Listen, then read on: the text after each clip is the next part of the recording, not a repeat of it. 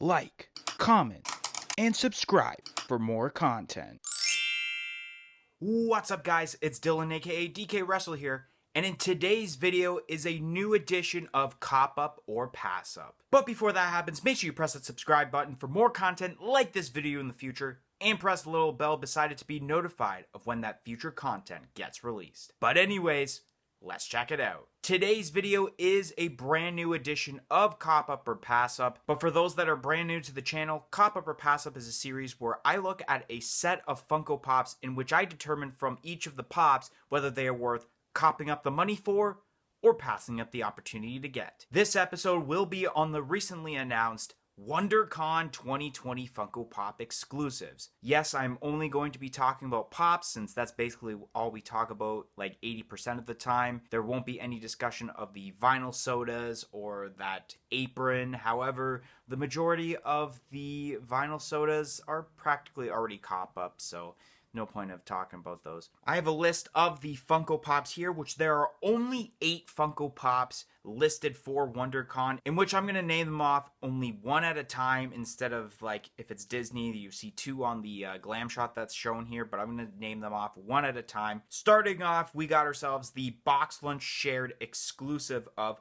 Miguel with guitar from the movie Coco. This is an alright pop. I didn't even know that we never had a Miguel with guitar before, unless there has been a Miguel with guitar. It's just different and I just don't remember it because I don't collect this line of Funko Pops. But this is not bad of a pop, to be honest. It's got some cool little details, especially the guitar. However, there is a lot of times where when Funko makes a guitar in pop form, the paint's all very bad and like the strings are all messed and all that and the guitar neck is bent. But overall, this does look like a cool pop, but I think the next pop after that kind of took the spotlight away from this, and that's why I'm saying passing up the opportunity to get this pop. Then the next pop for this Disney set will be the Shire Cat Pop Rides. This is Shire Cat from Alice in Wonderland. On the app it says WonderCon only. However, because it is a part of Virtual Con, I'm just going to assume that it's going to be on the Funko Shop and that it was intended before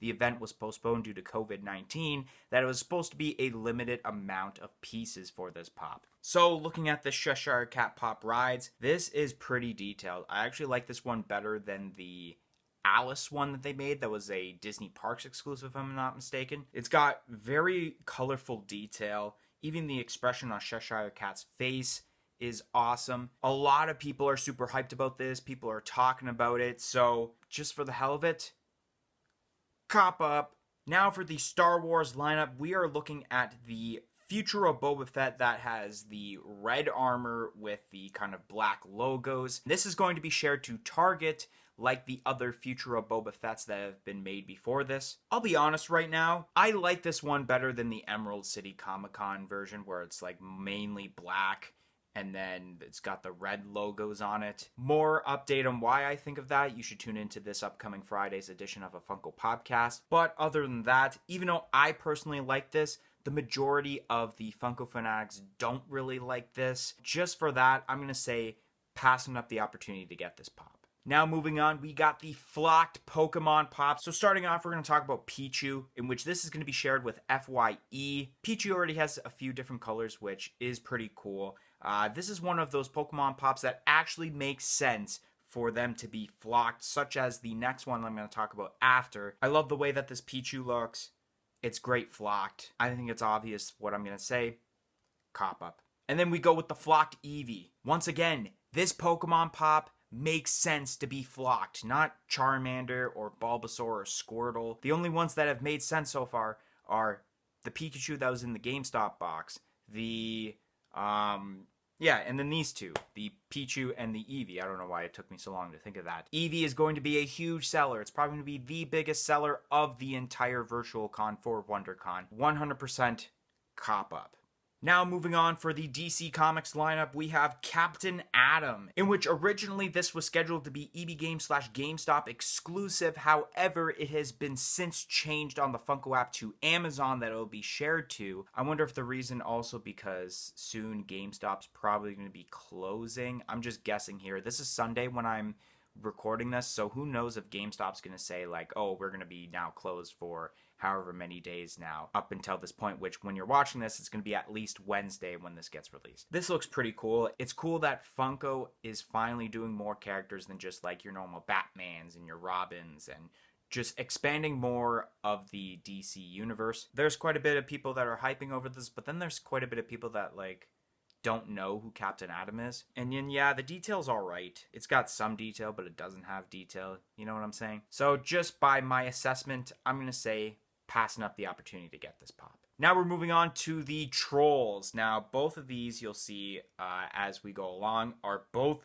basically rainbow-bodied trolls. First one we're going to talk about is the one with the blue hair. To me, I find, and I should mention that this will be shared with the Funko shop, this specific one. I find that the blue, for some reason, doesn't match well with this rainbow body. I don't know why, but it's that weird feeling that it looks weird, this blue hair. I'm not really the biggest fan of trolls, and there are quite a people who are excited for this, but then not. Going more on my personal gut, passing up the opportunity to get this pop. Now we're moving on to the rainbow troll that has pink hair, or it's called the pink troll, and this will be shared to Barnes & Noble. Now, for some reason now, I actually think this pink goes along better with this rainbow troll rather than the blue hair one does. And I still, for some reason, don't exactly know why. I just think because maybe there's not really a shade of pink that goes along with the rainbow, while you can see that there is a blue shading going on. But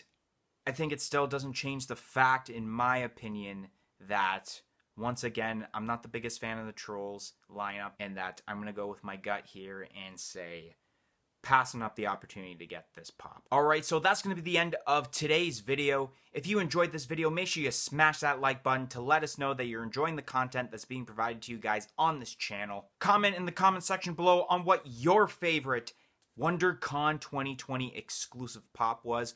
What ones do you think are worth copping up for or passing up? And like I said earlier, press that subscribe button down below for more content like this video in the future, and press the little bell beside it to be notified of when that future content gets released. But anyways, thank you all for watching, and see you guys next time. Peace out!